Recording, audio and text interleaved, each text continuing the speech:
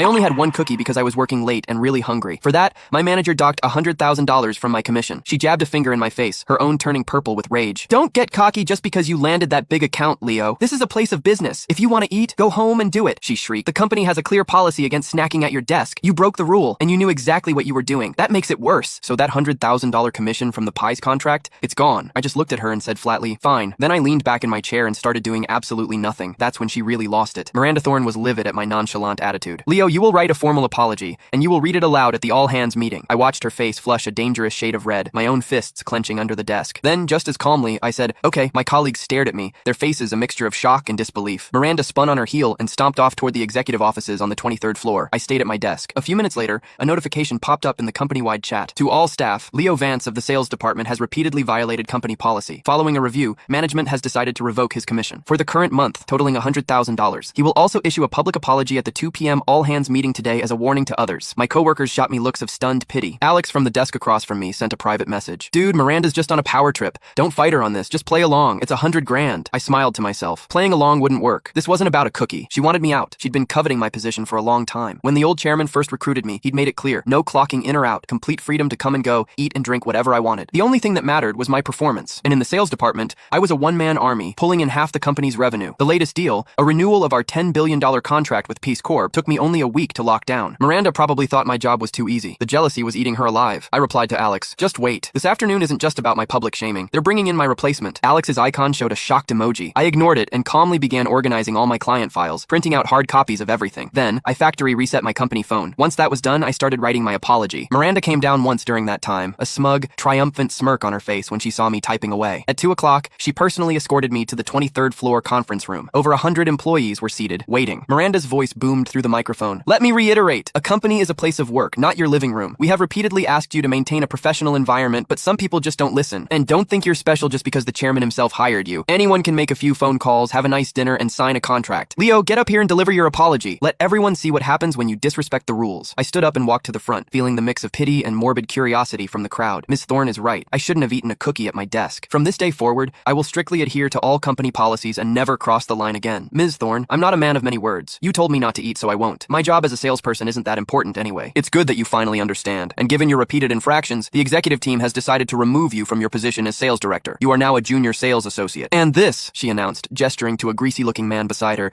is your new director, Felix Thorne. Felix has an MBA from a top overseas university and will lead our team to new heights. A scattered, unenthusiastic applause trickled through the room. Miranda proudly presented Felix. I caught Alex's eye across the room. His face said it all. As a final blow, Miranda added, Leo, I want you to compile. Click the link in my bio to get the full story for free.